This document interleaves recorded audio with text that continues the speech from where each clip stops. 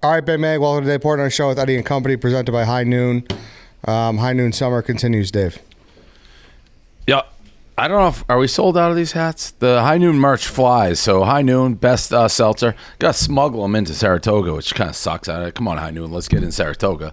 But yeah, the best seltzer on the market, and everybody kind of knows it. The only time I see people drinking like a trash White Claw, and White Claw is trash, it's beer. And I chirp them. If someone's like, hey, White Claw, it's like, why are you drinking White Claw? It's like, we couldn't find High Noon. They were sold out. So I guess if they're sold out, you can drink trash. If not, High Noon. Go get the pool packs. It's got lime, guava, kiwi, peach. Tall boys, only 100 calories, gluten-free, no sugar added. Head over to your local liquor store and get some today. All right, Francis will be joining us at some point today. Yeah, you've been asking for this for forever. Yeah, because it'll be a good show. And I mean, he's been on what yeah. he might as well work here at this point. He's on podcast more than I am. So, and we have talked. There's gonna be nothing new. It's the same shit over and over. That's why. But we can rehash what's been said on Son of a Pod on the morning, whatever. Let's just redo it. Let's have him. Let's just have friends full. I like it. He's a full-time employee. I don't have to pay him. He's on our podcast every week. Well, I mean, I asked you before he went on there, and you the morning show asked Large, can we have Francis on? I said yes. Then you're like, hey, can we get Francis? I'm like, well, Large asked. I'm not trying to steal his thunder. They're doing like a breakfast reunion. Then he went on Son of a Boy Dad. So I just don't. Maybe something crazy has happened in the last in the times he's been on every single podcast we got. So who knows? Maybe it'll be great. He's been on one. I'd say that's a little bit embellished. He never did anything with Large? No, and that's not happening, I guess. That's why he said to do this, because I guess Willie can't do it. Got it. So, so he'll be coming out. We'll see what happens. But first things first, the big news is that Massachusetts is going to legalize gambling. Yes, very exciting. I believe what that tries to put in motion for me personally is selling my house where I'm at right now in the Hamptons, even though I've just had it, and trying to relocate and get a place in Massachusetts, whether it be Nantucket, Cape Cod, somewhere, a nice summer house in Massachusetts. I've always wanted to go back, and this is a good impetus to do it. And, so I'm happy. I'm excited. It's probably bad news for my livelihood in terms of being able to gamble in the state where it's there, but good news for the company. We're guaranteed licenses, unlike New York where we didn't have a state casino or anything like that. We have Plainville, so we're guaranteed online retail. And to be honest, if we didn't have those, I think they said they're only doing 9 or 7 licenses or something online. We probably won't get it because our competitors don't want to compete versus Barstool, and they can come up with every reason under the sun in terms of Dave's a problem, Barstool's a problem, toxic, whatever. None of that. That's all garbage. It's insider politics, and we have an advantage when everybody starts at the same as we don't spend for advertising, but we can compete. So New York, why would you let us in? That's why we got kept out. But Massachusetts, we're grandfathered in, basically. So, yeah, it'll probably be our biggest state, I would think. Makes sense to a degree, probably why DK paid. That at least sheds some light, like why they paid probably 5x what Jared should be getting, because he's got a big Massachusetts audience. They probably saw this coming down the pike. So add some color on that. But, yeah. Great for everybody in the industry, not just us, but yeah, I'm psyched.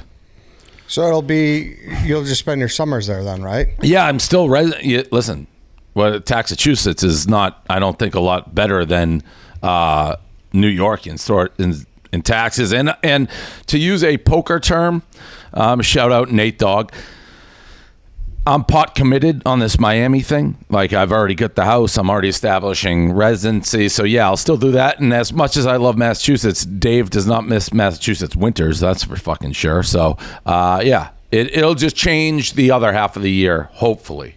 Hopefully by next summer, I will have figured that out. But who knows? Could take a little bit. Is it possible to change that to the base where you guys do all the gambling shows and whatnot for football season? Yeah, for sure. But I don't think it's going to be ready this football. I don't for the trade wins, and I could be totally off. I think we're looking like early 2023. I mean, there's still a lot of like logistical shit. I mean, football is right around the corner. They're not going to be ready for that, I don't think. But it changes the scope of like now there's probably going to be a Boston bar, I'd imagine, right? I'd hope so, but nothing is. I've been working on that for a while, but we're nothing's imminent. And Paul, you just sold your place there, didn't you? Like literally the last day I had it was the day they announced it. August 1st, yesterday, was the first day I had to be completely out. Sold it a week, go ahead. Where's Minahan live? I think like Lexington, maybe. Oh. Somewhere there.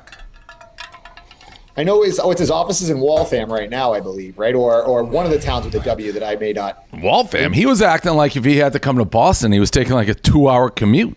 Lexington, Waltham's not that bad. Maybe he's not in Waltham, but I know they're looking for an office right now.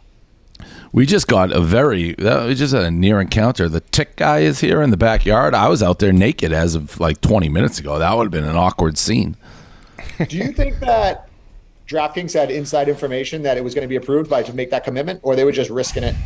No, I know. I talked to Jared. He's like, DraftKings says it's going through, but I don't. It's last minute. Who knows with politics? I don't think the Penn guys are nearly as confident, and to be honest, the Penn guys don't pay, so they wouldn't have spent for that anyways. We're penny pinchers over here in that regard. So I don't think that would have mattered in the decision. But if DraftKings didn't expect that to be passed, I still think they overpaid, maybe instead of 5x, 4x, but they had to think that was going through in order to get Jared. And especially if you know we're going to be there, like, you need something. Like, at least Jared has one of those fluorescent green squirt guns, going us, like we're coming in with the assault rifles, and he's got his little squirt gun. He'll start squirting. That's kind of interesting. I've never heard you call them penny pinchers. What, did something happen? No, and like talent, like in that regard. Like I fight for our talent. Like, they don't value talent the same way I do. That's for sure. I think they bought us, and they're like, we're good with this. And I like, it's very hard. Probably people don't realize the lengths that I fight for talent, like, to get paid, along with Erica. Like, we're both together, and they just don't view it the same way we do, probably. So that was their strategy. We got Barstool. We don't need anything else. We're done acquiring media. No, I mean, they spent $2 quadrillion on the Score. But I think they look at, we're going to buy it, we're going to own it, and we're not going to, like, rent it, kind of like Carabas being rented by DK. Pat is being rented by FanDuel. The Levitard's being rented by one of those. Like, their contracts are up. And they're going to have to either re-ante or those guys are going to switch. Mm-hmm. They know they got, like, me and Dan for life and Barstool for life, whoever we have in the purview, but I think they put Barstool in. Again, I would have loved to keep Jared. But they look at you from their perspective. If Jared's getting 7 figures, what am I getting? 8 figures, 9 figures, 10 figures? What's Dan? Like, you look around, it throws out. It's just like anything else. Your pay structure starts getting fucking whacked pretty quick. Unless people just like, bite the bullet and we're fine with like a wacky pay structure. How often does the tech guy come by? The tick guy? Yeah. The tick guy is once a week. We're in a wooded area. Brody's gotten ticks. Like, we got to stay on that. Ticks are a thing. That tick scared the shit out of me. Yeah, nobody wants a tick, Eddie. Nobody. No. You get the Lyme. That's bad stuff. Yeah. No, I thought I had the Lyme for a minute when I had mercury poisoning. I was just going down the list, like AIDS, Lyme, mercury poisoning, whatever. I was checking it all. Yeah. Oh yeah. I not good. So are you will you take Kirk Minahan's commute into consideration when you look for the Boston office? Because I think you should. No, but I'd like to. I like doing content with Kirk. I like seeing him wind up, and so I'm sure we'll do more with him if we're there. Granted, the way I'm talking, Like, if I end up with a place on Nantucket, I might as well be on the moon. Like, that's not any easier to get to Boston to do stuff. Yeah, that's true. He also committed to a golf gambling show. Yeah. I wonder if Elio will be invited to that, like the Minahan and Elio show, because Elio, although he just picks Sun JM every time, but yeah, no, it's good. We're a Boston-based company. We still have tons of roots there, and it'll be nice to go back. Do you talk to your dad at all besides that text message? No, but he's got to be fired up, I would assume. Yeah, but again, like Nantucket there's really no difference for me being in Nantucket versus the Hamptons, where my parents are. They're equally difficult to get to from like the North Shore. But it does, and they're not overly difficult. But you gotta, like, for them, they're gonna have to get on a plane. They're not gonna drive the 2 hours and take a ferry to Nantucket. But you tweeting the like looking at the old office, that means that there will be some type of base there, right? Yeah, there'll be something. I don't know yet what it will be. And that's just a good option, if the Celtics play, you could stay. Yeah, maybe I'll make Nantucket the first year-round operation in Nantucket. Who knows? What do you think of that, Gaz?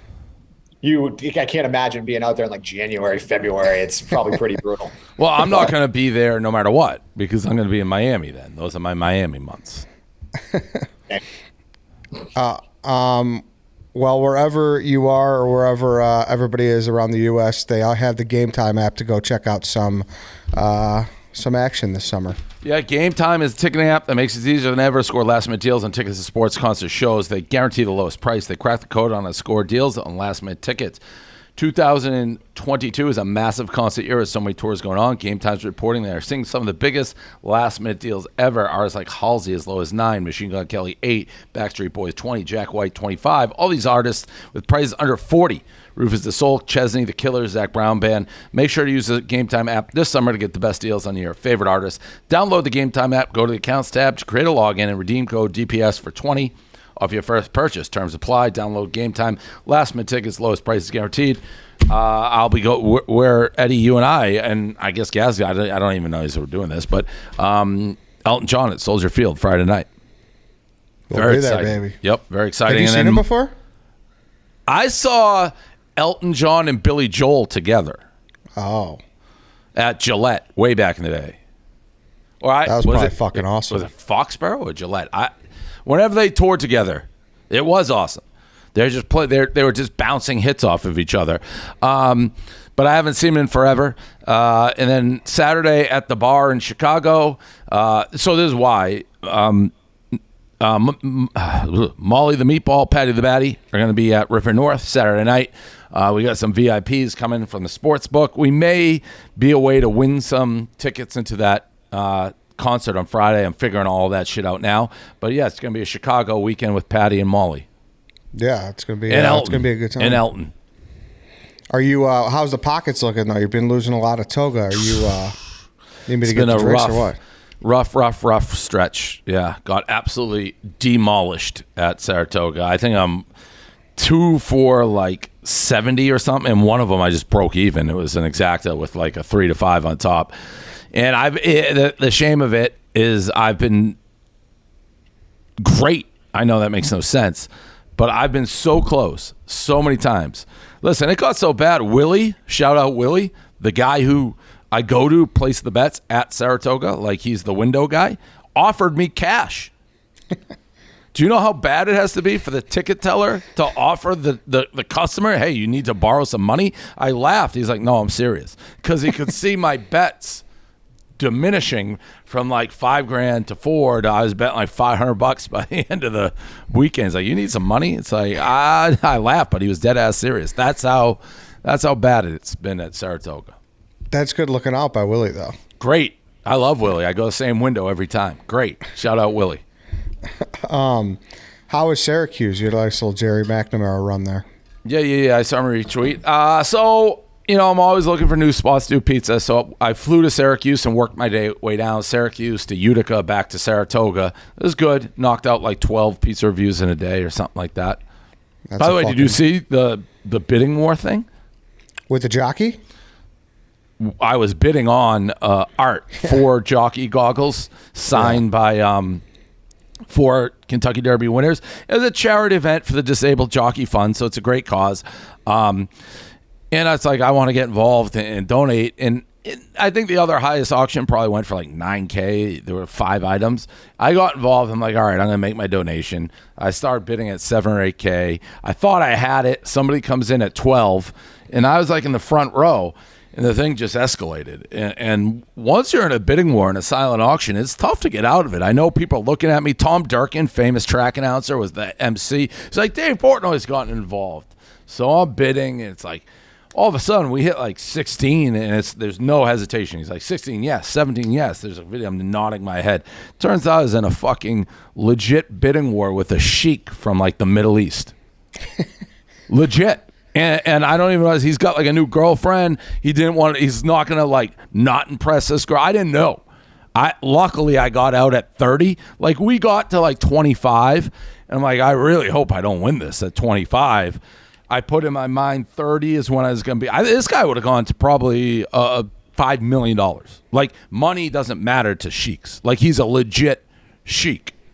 Yeah, you're not bidding against Glenn Ordway no more. For those who don't know, Glenn Ordway, after he tried to get me basically arrested for the Tom Brady howitzer, and like we had beef.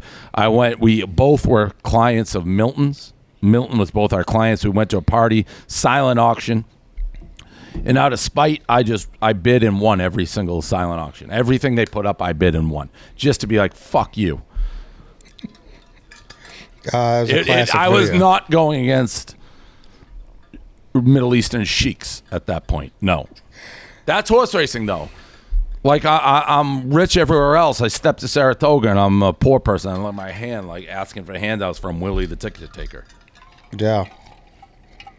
Different times, for sure. How about that Rogan, Andrew Schultz interaction?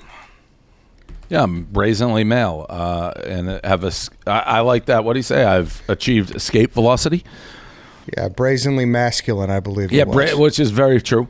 And the escape velocity, I think, means that I can no longer be hurt. Like, I've achieved so much success.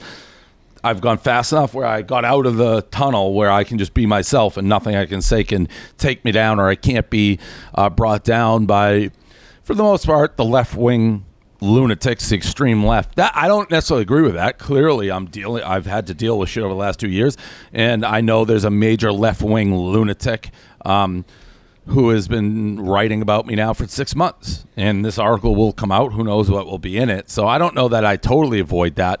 But the extreme left continues to try to bring me down. Yeah, I don't think he realizes that you're still kind of locked up and you work for somebody still. Yeah, right. Yep.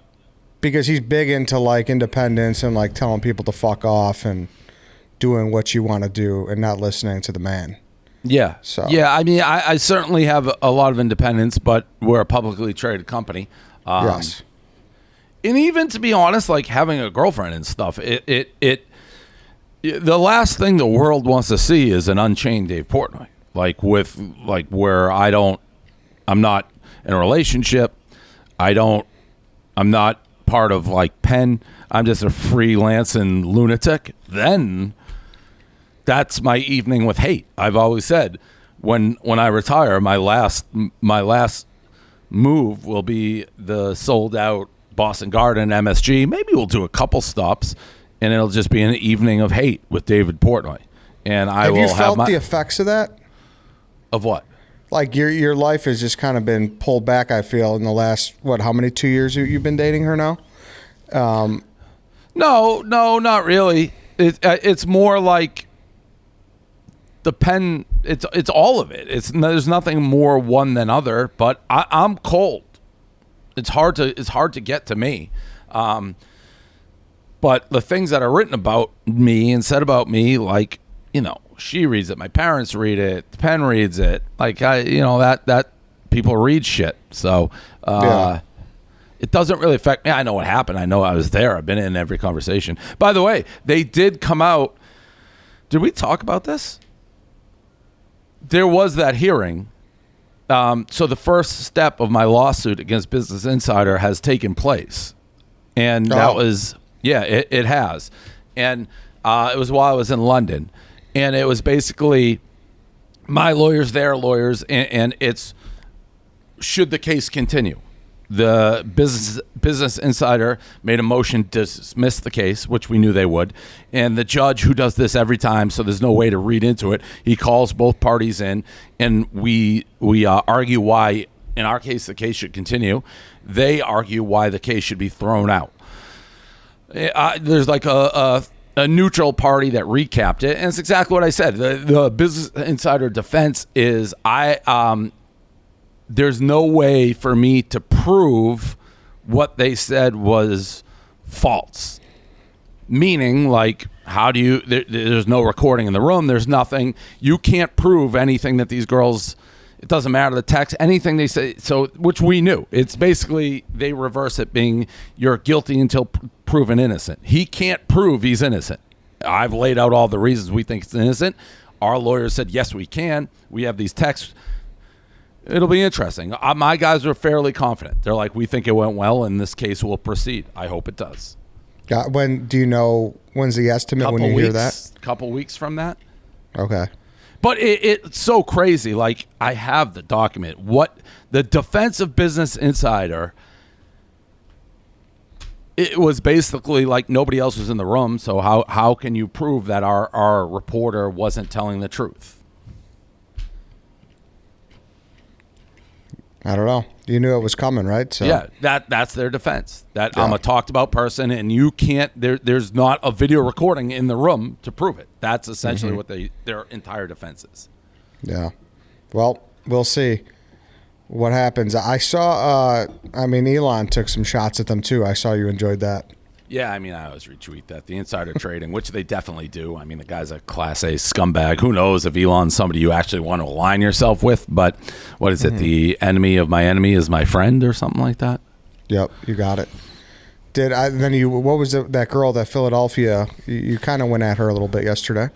A couple people sent me, there's a Philly magazine article about pizza, and they interviewed the guy from Angelo's. By the way, I'm like friends with Angelo's, like, they've given us pizzas at our events. He allows me to text whatever to get food, and he gave me credit for what really launched them into the next stratosphere.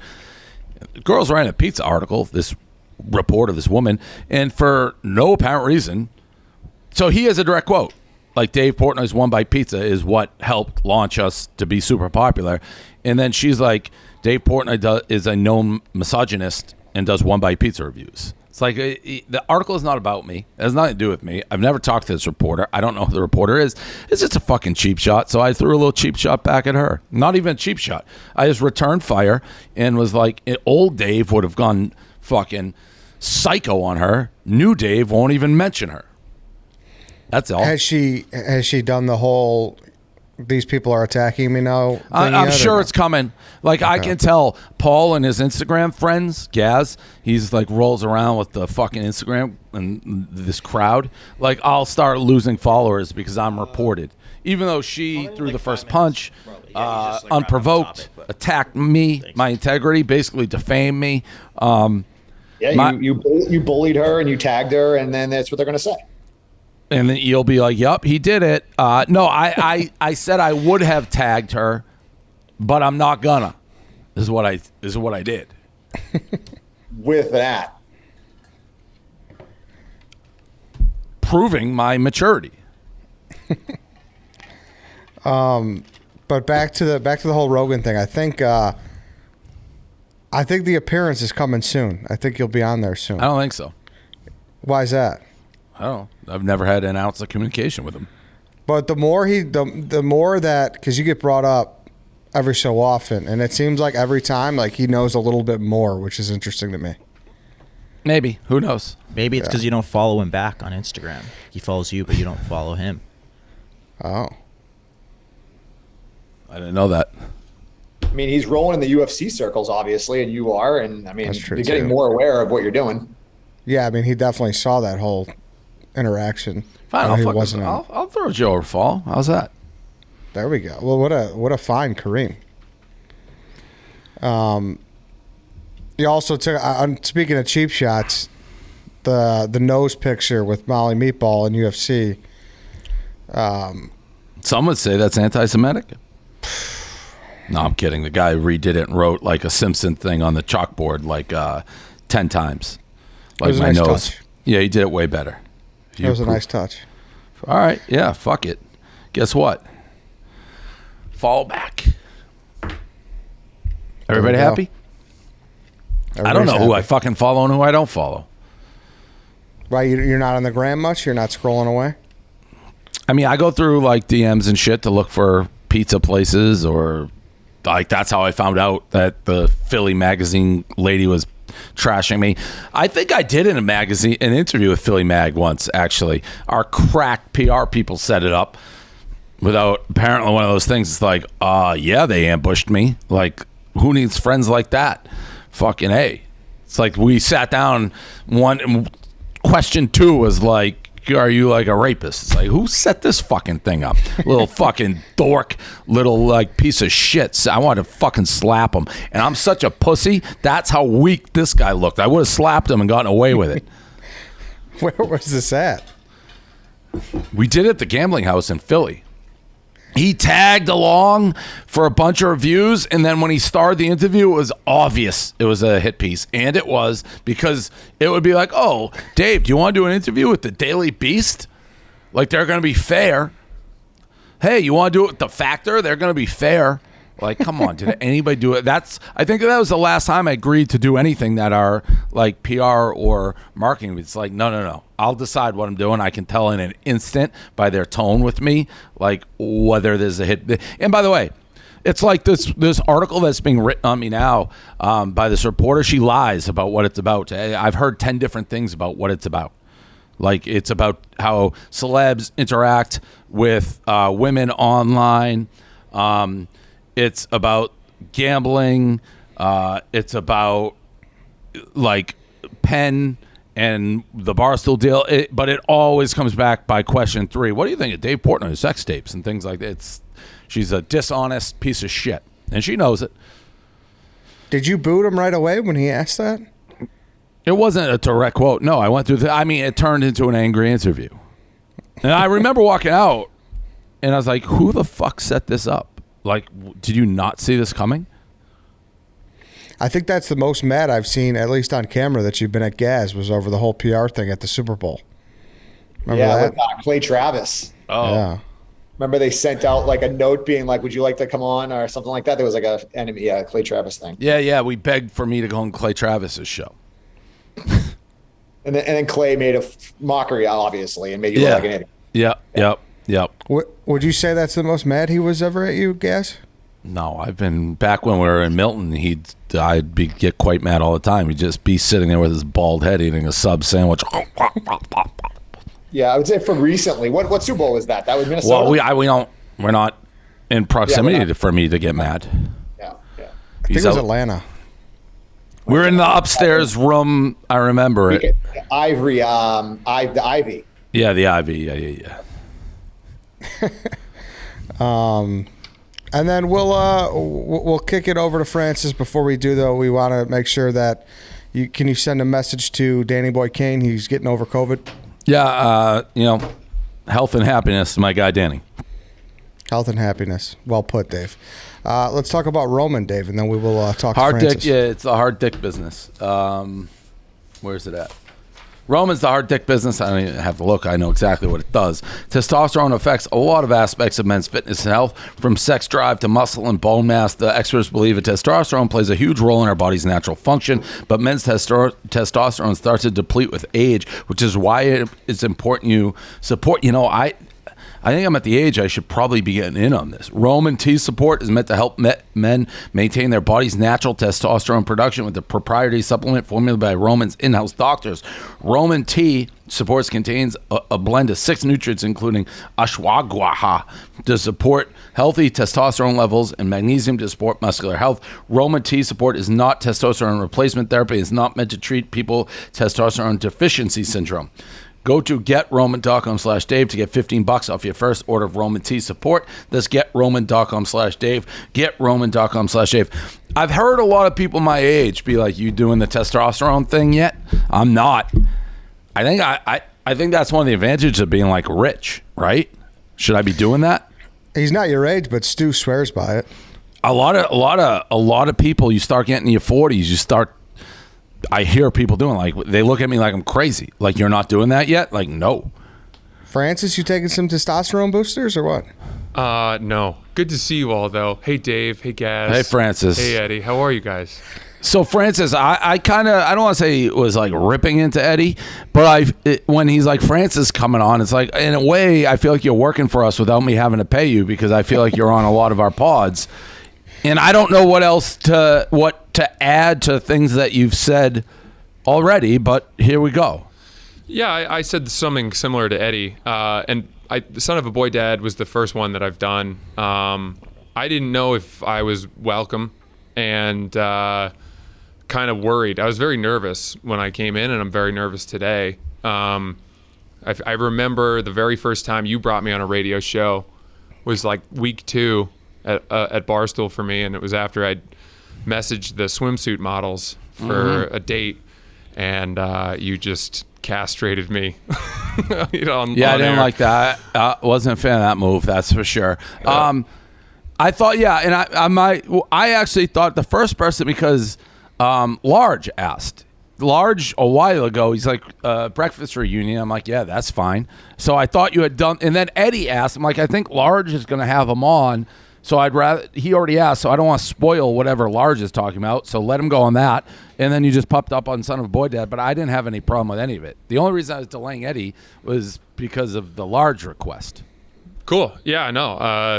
I'm not trying to, I appreciate it. I'm not trying to just suck from the teat without paying my dues. So if, you guys don't want me here, no problem. I was never mad per se. I was almost more mad. It's like, people have asked me about the firing, and when I finally decided it, and I had no remorse about it. Meaning, it was like I always thought Francis was very talented and good to have. And if we saw Francis again, I'd try to hire him again. Let's not say it's Francis, but somebody with that skill set. At the time, though, the negative attention that was going to bring, it was like a no-brainer to me for the reasons that I've said very clearly. If that was, somebody who had been with us for a long time and I really felt like was Barstool through the core, it would have sucked, because we probably would have kept him getting dragged through the mud for what was, I don't know how to say it. It was an innocent mistake, but a dumb mistake. Like, obviously, there was no intent. If he's writing that, and the girl's been horrifically murdered, it's like you're a psychopath that deserves to be in jail. I never thought that. It was really, really stupid timing. And the hands, once I really thought out, it's like, why are we get dragged through enough? Why is this going to be a thing? So I didn't lose much sleep over the decision. It sucked to lose a talented person. And I've seen rumors, I've heard like all sorts of different theories. It really is as simple as, and I don't think I've ever heard Francis say a different version of this. It's like somebody who was not overly, and I'm not blaming him, by the way.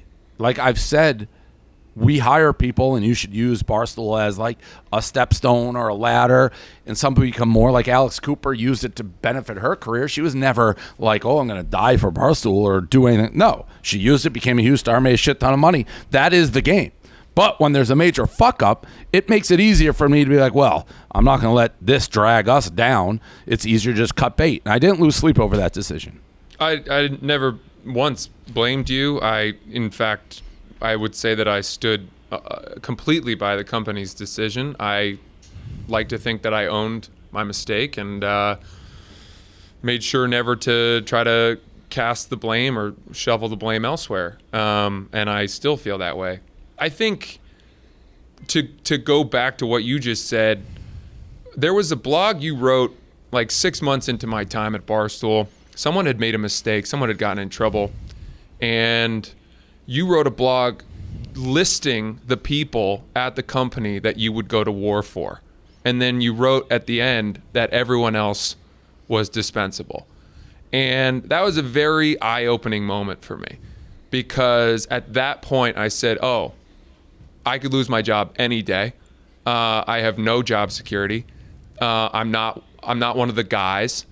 And therefore, this is a job. And the only way for me to have any sort of safety net or backup plan is to build as much of an exit plan as possible, which would be amassing as many fans as possible, having other, irons in the fire, my stand-up career. And I always came into work thinking that it could be my last day. And then what ended up happening, it happened, right? I mean, it was as if I had manifested that in a way.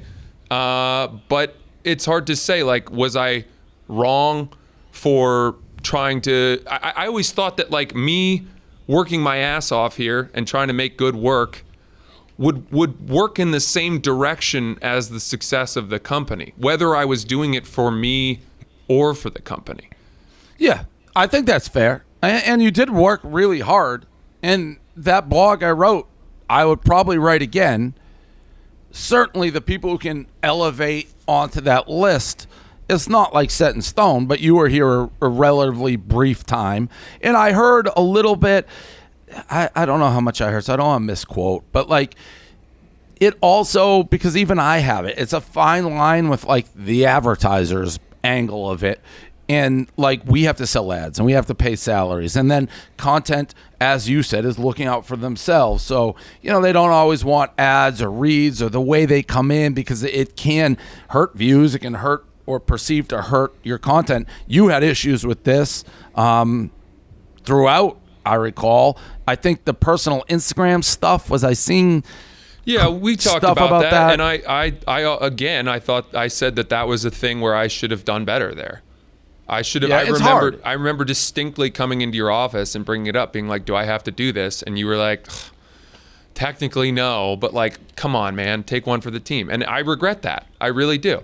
I should. At that point, my ass was kind of on the line, and if maybe I had started to show some more commitment and signs of good faith and allegiance to you and to the company, who knows? Maybe I could have earned a little armor. And which is possible. And again, we are, and everybody knows this, Barstool has a giant target on its back. We do. I don't know. Maybe it's less, maybe it's more. But even if you saw, for the things we've been dragged for as a company, that one we kind of skated by, because we fired him. Like, if we didn't, I think that's a much larger story of how we're really, really, really bad. It was I don't know if bad I agree. timing. Respectfully, I don't know that I agree with that. That we wouldn't have gotten dragged for it? I just think that all those companies, the Deadspins, the Daily Beasts, all of that, they would have moved on to the next pound of flesh. I don't know that, like, cutting me out was silenced them or satiated them. Maybe it did, and you know better than I do. But it's not listed. Like, and again, it's the same shit over and over that gets brought up. Most of it's like myself, other people, but it's never brought up in like the hit pieces by anybody. And they bring up everything, but it's never like writer made fun of brutally murdered girl. And like that is never mentioned. You think it's not mentioned because you guys took care of it the right way? That they are crediting you for having dealt with it the right way? Credit's certainly a strong word, but I don't think they feel like they can pin it on us. And I think they can pin on everything. And we answer for everything. I still, even with Penn, have to answer for like old shit that happened, and that's just never brought up. Humbly, I think it's not brought up because I just didn't matter that much. I don't think anyone gives a shit about me. No, because if you look at the Rihanna story, that was exploding.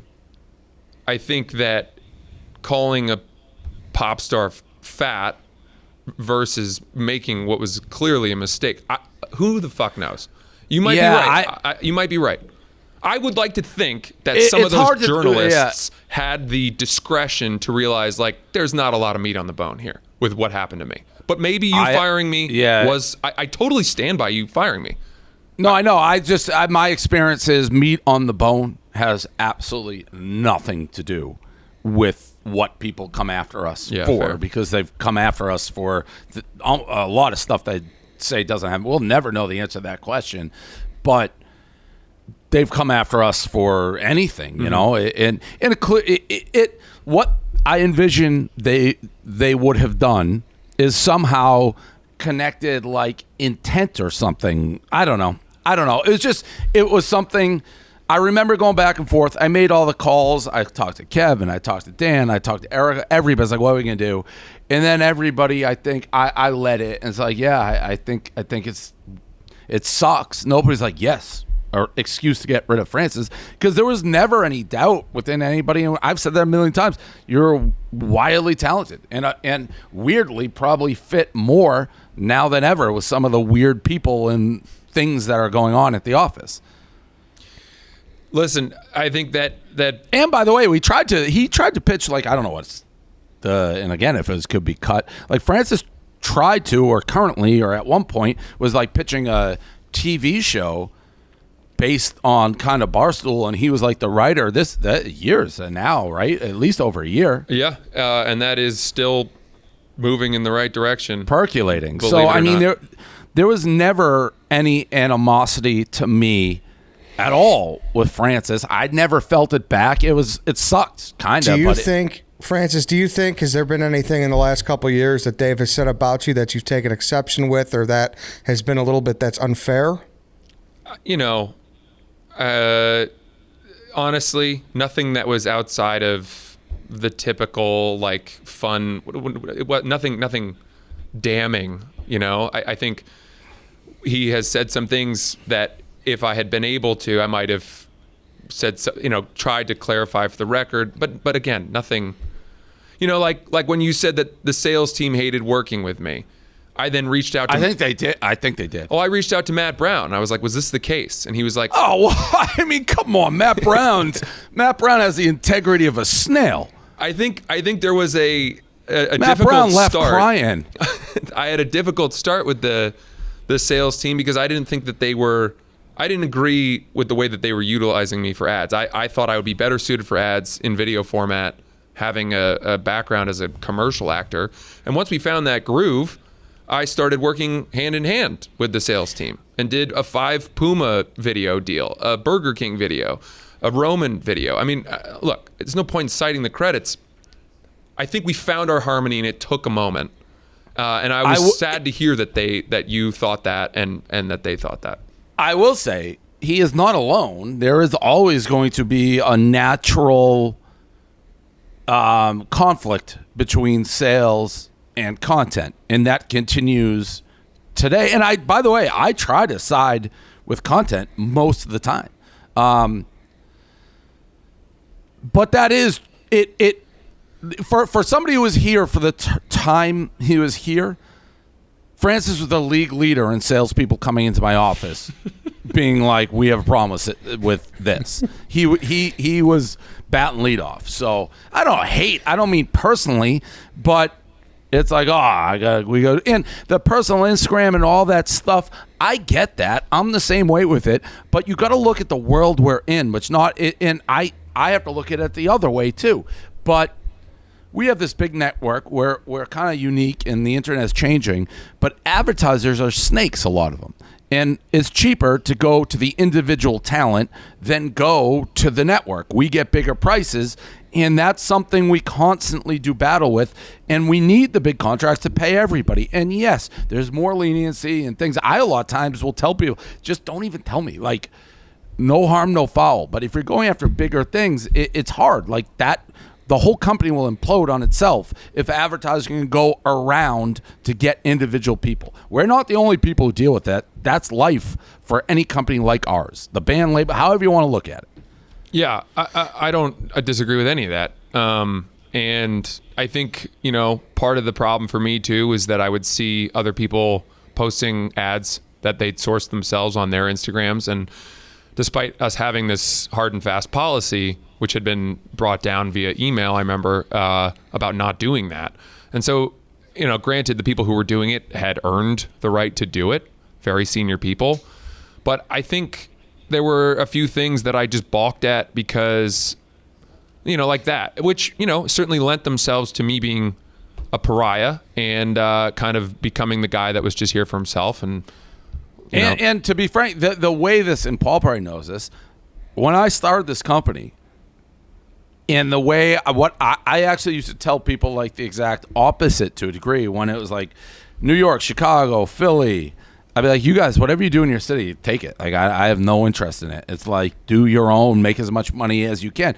Things change as the company gets bigger and there's more people, but it was actually reversed. It just, we became a lot bigger. So things change. And again, it was really bad timing, like really, really, really bad timing. Yeah, we had the HBO Sports piece come out on Tuesday night, so we were already under the heat lamp. And I always remember there was sort of an unspoken understanding when things like that happened. It was like, just lie low, let this pass, give it time. And of course, I kicked the hornet's nest 3 days later. Yeah. Now, Dave, was there any overlap there when talk started with gambling companies? Because I know that fall, there was a bunch of other stuff that kind of started changing.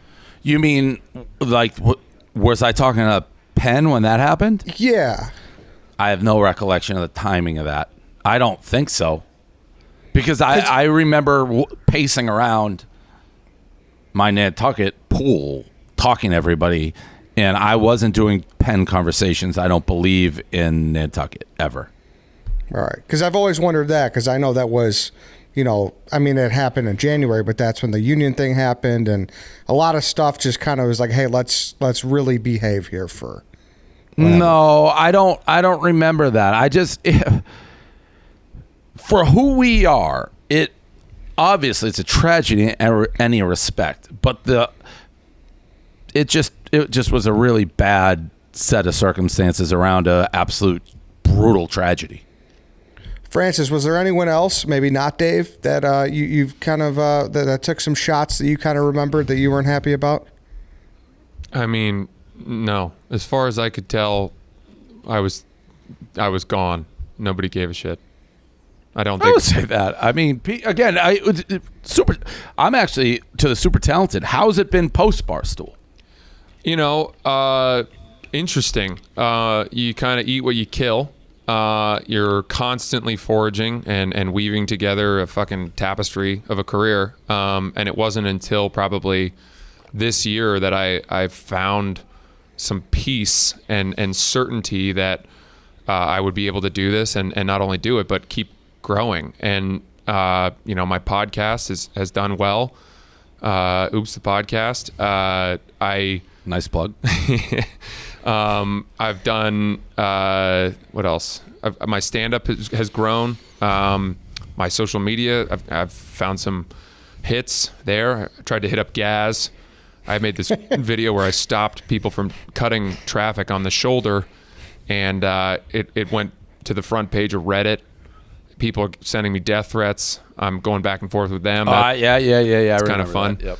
I feel like you do more things with Sass than Roan does. We have linked over stand-up and hitting the road a little bit together. It's fun. I like him a lot. Young man, you've got a talent there. So trying to keep him moving in the right direction. But yeah, I mean, I just want to say, like, Dave, I've never not been grateful for everything you did for me and gave me here with the audience that you've created. And I distinctly remember the night you fired me, I was in free fall. I thought my life was over. I thought my career was certainly over. You're getting all these hit pieces written about you in major publications, and it's terrifying. I didn't know what I was going to do. And you sent me a text, and you said, for what it's worth, I didn't want it to go this way, but you're going to be okay. You're a talented guy. I wish we could have done things differently. And that meant sometimes I remember. I don't remember sending that. Like, this is the soft side people don't see. I don't remember sending that text, but kudos to me. I needed that. Good. I'm glad. And it's true. I knew you would be. I knew you would be. All right, real quick, let's take a break from Francis, Dave, and let's talk about TaylorMade. TaylorMade. If your putting game is unstable, grab yourself TaylorMade Spider GT. Inject a dose of stability into your game. It sets a new standard performance. What makes it even better is that you can make it your own with My Spider GT. Choose from hundreds of color combos so you can build the perfect putter to support your favorite school or team. Head to TaylorMade.com/Barstool. Shop Spider GT to create your own. Use the promo code Barstool at checkout for free shipping. I'd probably get a Patriot putter. That'd be sick. There we go. Okay, let's get back to Francis. Again, we weirdly talked about an element of this before you came on, because Rogan talked about me a little bit, and we were saying Rogan, I think, believes that I'm just an independent person, like I don't have to answer to anybody. I don't know if he thinks that or not. He may not, because he knows the pen, but it's a lot easier to shake off things like that, I believe, when you're not part of what we are right now, which is a publicly traded company, a lot of mouths to feed, part of lot. Like, when you're yourself, the internet does move very, very quickly. It really does. So, yeah. And you're a talented guy. Thank you. Haven't you guys talked about projects? Yeah, we said that. Well, yeah, we talked about that 5 minutes ago, actually. Can you go more into that, Francis? What exactly that TV thing is? Yeah. I don't want to. I'm not trying to be coy or anything like that, but I think it's one of those things where the less that I can talk about, the less that I talk about it, probably the better shape we're in. But we're moving forward. We've got some pretty cool stuff percolating. I think the big question for everyone would be, Dave, who would you cast to play yourself? Oh, it's Bradley Cooper if he was available. Clearly, no, I don't know. I hadn't given that much thought. Yeah, I think that'd be fun to sort of think about. Maybe. And I will say, when he went on the Son of the Boy Dad, he and I, Francis, texted each other briefly, and I can't remember. If he wanted to come back here, I'd entertain it. I think enough time has passed, so it's certainly not like a forever ban. If it was something like, I think it would be helpful to me. I would explore it. We're always looking again. I think enough time has passed from that.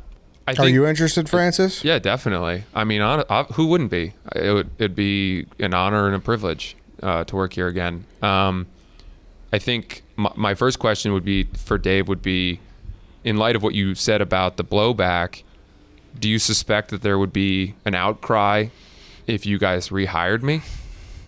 No. I would say I'd have to get it cleared, but I don't. When I say cleared, I tell everyone what I was doing all the way to the top. But no, I don't think there would be. I mean, which I agree with. How long ago was this? 3 years.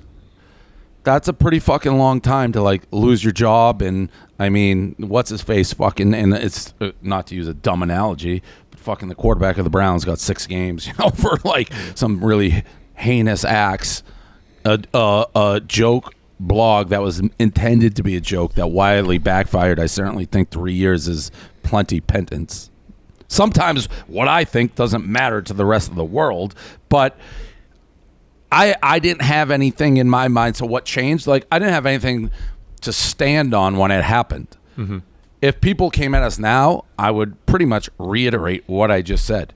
It was a horrifically timed, ill joke that went the worst way possible, but I never thought it was intended to be real or serious. It was horrific timing, horrific everything, and 3 years is, if you have a problem, what do you want, someone to get the death penalty for that? I mean, 3 years to me is a pretty severe punishment.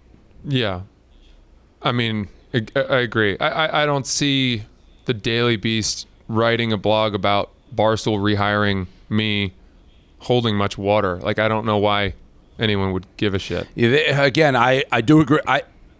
The only other point, if someone's no, is they've written so many things. There was a full expose on me filming Smitty's dick in the shower. Yeah. So I mean, who the fuck knows what people are going to write about? They seem to write about everything. Mm-hmm. Yeah. I mean, Francis, we are looking for a new editor-in-chief. Do you have the moral compass to know what belongs on the blog and what doesn't? That would be absolutely the worst job humanly possible for Francis Ellis. It's funny you say that, Dave. I don't think you could. Yeah, I don't think you could optically give me editor in chief. But if You'd there were want ever that role? if there were ever a skill set that I actually were suited for, and I'm not saying deciding whether blogs are controversial enough to pass muster. I'm talking about improving and teaching and mentoring from a writing perspective. I tutored for 6 years. I had a tutoring company. I've been editing written work my whole life. I am a writer. I'm funny. And I think that I could actually try to rise I just had like the ability an here. image of Francis like sitting down with a dog and like going over like a blog with like that would, I'm sure, go over great. I mean, we're not a overall blog company, but we got a lot of hard-headed guys. I'm surprised you'd even want to do that, unless something has drastically changed. Because to me, and there's nothing wrong with it, I'd still want it. Like the Francis Ellis brand seems to be like a first and foremost your love of comedy and yourself being. That seems like what you love doing, not necessarily like helping others. I don't know if this would hurt my candidacy, but I will say that the flames of my personal ambition have certainly diminished. Huh. Interesting. I'm getting married in 3 weeks. Oh, no shit. Congratulations. Thank you. Probably going to start thinking about kids not too far after that. And what with the economic uncertainty we're in right now, I think the idea. But aren't you like really rich? I have to work, Dave. Okay. It is not an amount of money that I could rest in, nor would I ever. I'm not wired that way. I like to work. I love making money. I derive personal identity from what I make. Imagine if Francis Ellis became the editor. Barstool hires man who was fired for like brutal murder now. That's lead what I'm editor of saying. Barstool Sports. We may have to just change. Listen, maybe it's just if you truly didn't care about the notoriety, I don't know that you could go by an alias. That's what I'm saying. I could do behind the scenes. Yeah. I don't know. It's a question of what do you need? What do you need here? I mean, and this is a good and bad thing, I guess. I never totally know what we need. We need help with the blog, but we need talented people. That has been the same answer basically since we started. When I start hiring others, the more talented people you have, the better the company will be. I'm not good most of the time at dictating what a talented person can do, i.e. a Jenna Marbles or like Jenna, and people can say she's not talented. We tried to tell her what to do. It failed miserably. She decided, I'm going to start doing what I want to do, and it was success arguably as big as we've had on any level. So it's talented people, and let them do what they want to do besides write murders, articles about murders, basically. Yeah. I think, I don't know. I mean, you know what I'm capable of. That sentence could just be like Sure. the cut in the clip for this show. You know what I'm capable of, Francis Ellis. No, I think you know what abilities I possess, and what my wheelhouse is. I like to think that I was pretty versatile here. I could write. I could make videos. Yeah. All right. So listen, I wasn't lying when I said the door will be open. So offline, we chat, figure out maybe we can make it a reality. Awesome. Very cool. All right. Good job, Eddie. Yeah. That was a good interview. Thanks. Well, thanks see, for I having mean, me. if you don't go into some of the bad attitude, things can turn out all right. It's a fucking shocker. Thank you, Francis. But that makes no sense. If I went in with a bad attitude, then you're saying it wouldn't have worked. I didn't have a bad attitude. Well, no, whatever. Thank you, Francis. Hey, appreciate you guys. Appreciate it. Good to see you. See ya. All right, bye. Hey, we have I know you want to wrap it up. Breaking news with Stephen Shea met his idol at Tampa Bay, not Tom Brady, the other guy. Giannotti Bernardi. He just posted a video with Giovanni Benatti and both of them back and forth. That's beautiful. Is it? Can I see it? What's going on, man? Giovanni Bernard. Hey, Stephen Shea. It's Giovanni Bernard. Giovanni Bernard. Giovanni Bernardo. Giovanni Bernardi. One more. Oh, I felt my skin crawling. My skin is crawling. My skin is crawling. He should have quit when he was ahead with the Brady clip. I thought the Brady one was worse than that. No, Brady's better than that, I think. Tom, can you speak to, hi, Stephen Shea, Barstool Sports, nice to meet you. I was interested, obviously asked about Lenny. How is the rest of the backfield depth with Rashad White, Giovanni Bernard, and others? Giovanni Bernard. Very good. I can't say it like that. But like more skin crawling. That literally gave me like the heebie-jeebies. Oh, I don't know, dude. Oh, I have the heebie-jeebies. Oh, a full press room is wild. I thought it was good in the press room. I hate to give him credit. I thought that one was good. This one, heebie-jeebies. Have you been happy with content, Shay? Yeah, I have. I think he's done well. Yeah, I call it as I see it. I'm a straight shooter. But yeah, that was on the Inside Barstool list, what we're going to do now. But before we do Inside Barstool, Dave, let's talk about Helix Sleep mattresses. Why would you buy a mattress made for somebody else? With Helix, you're getting a mattress that you know will be perfect for the way you sleep. Helix Sleep has a quiz that takes just 2 minutes to complete and matches your body type and sleep preferences to the perfect mattress for you. Everybody's unique, and Helix knows that, so they have several different mattress models to choose from. They have soft, medium, firm mattresses. The mattress is great for cooling you down if you sleep hot. Mattress is great for spinal alignment to prevent morning aches and pains, and even a Helix Plus mattress for plus-size sleepers. Eddie, I took the Helix quiz. I was matched with Helix Midnight Luxe mattress because I want something that felt medium firm. So if you're looking for a mattress, take the quiz, order the mattress that you've been matched to. The mattress comes right to your door, shipped for free. You don't even need to go to the mattress store again. Just go to helixsleep.com/Dave. Take the 2-minute sleep quiz. They'll match you to a customized mattress, give you the best night's sleep for free. Helix is offering up to $200 off all mattress orders and 2 free pillows for our listeners at helixsleep.com/Dave. That's helixsleep/Dave, helixsleep.com/Dave for up to $200 off, 2 free pillows. I took the quiz. I love my Helix mattress, so you should go do the same. Inside Barstool here. First thing, Chaps and Zero Block 30, they landed Jon Stewart. Big interview. Huge guest. Yep. I didn't know the Kate Jon Stewart. They were going back and forth on Twitter. I didn't know that. But yeah, he's huge, and I don't care what your politics are, people will. But I thought the Daily Show was great when he was on it. I think it stinks now with the new guy, but I thought he was very good.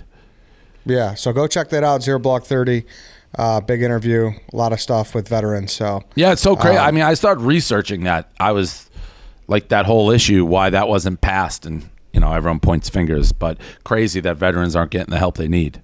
Mm-hmm. So go check that out to learn more. Also on podcast news, the Mean Girls, the pod is rising up the charts. Have you taken notice? Yeah, I'm aware. Any thoughts? I'm happy for them. I'm happy. Mm-hmm. Good. That's good. That's what we want, right? Yep. We have Tico, Texas here. She was in Page 6. Her friend was involved with a hotel heist. Did you see Tico, Texas in Page 6? No. What do you mean?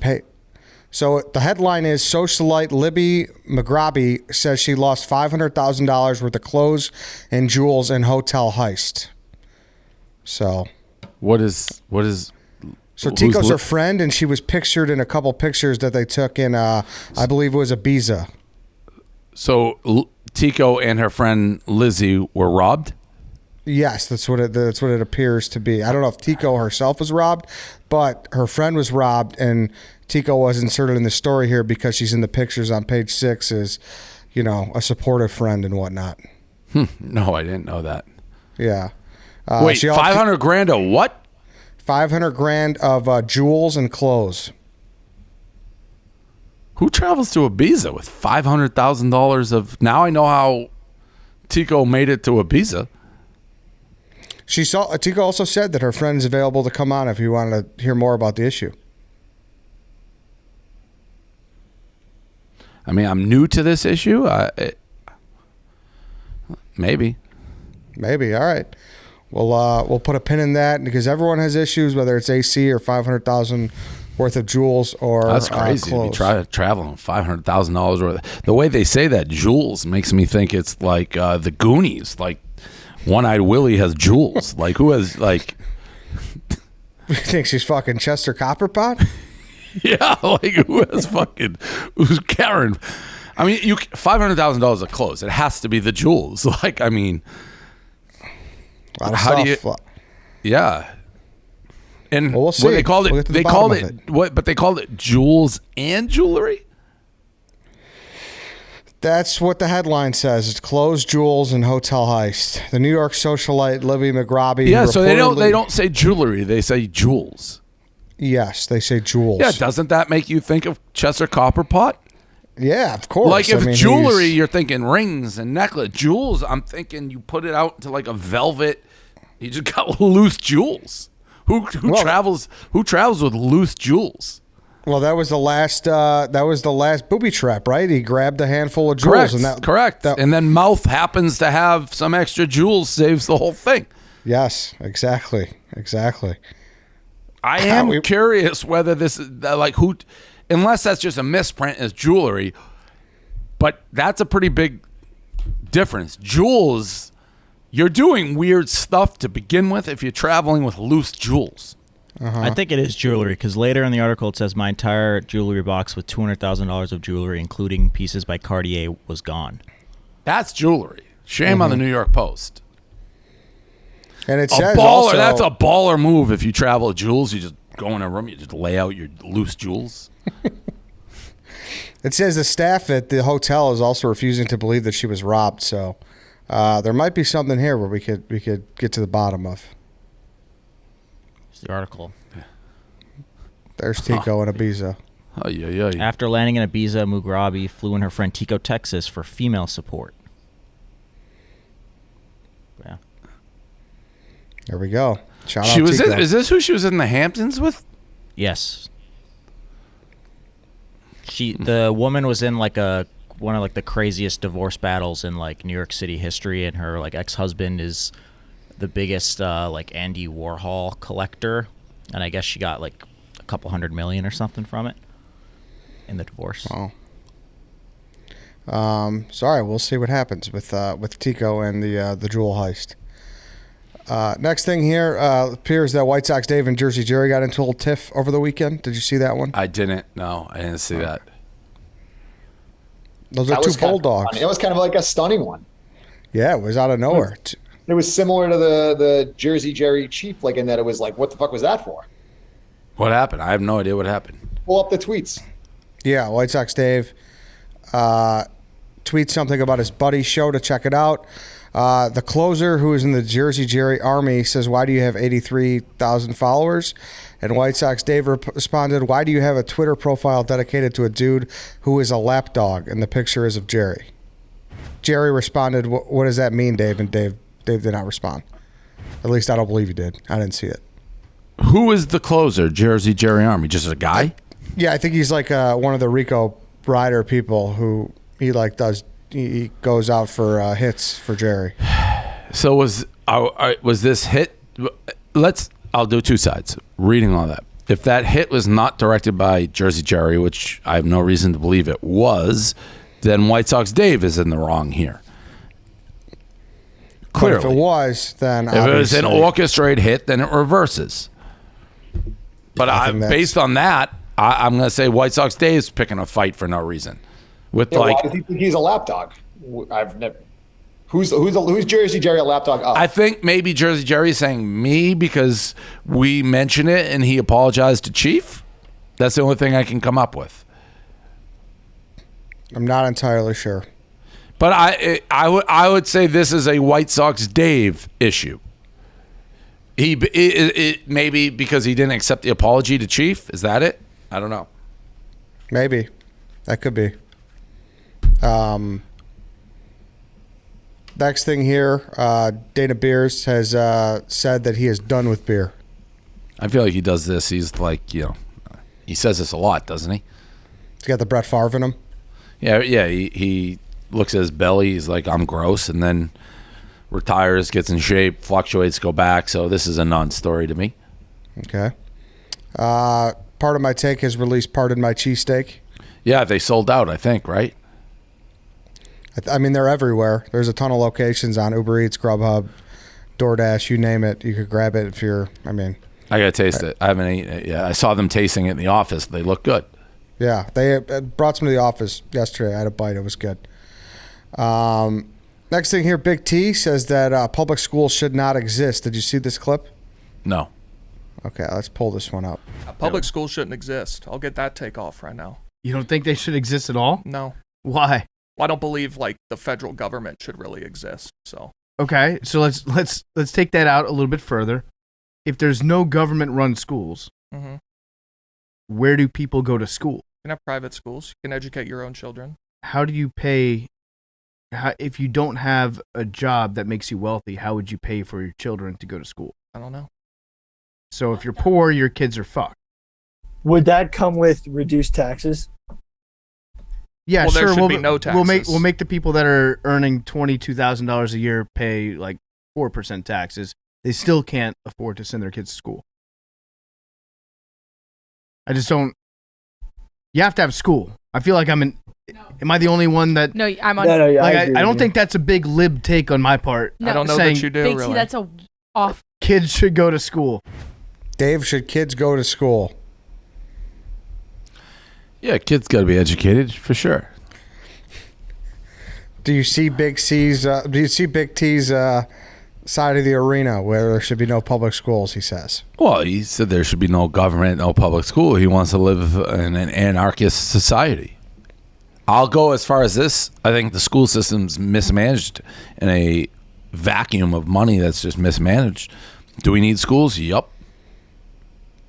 What's your major gripe with the mismanagement of schools? I mean, Yeah. the way they do tenure and all that shit, is a problem. Class size is too big.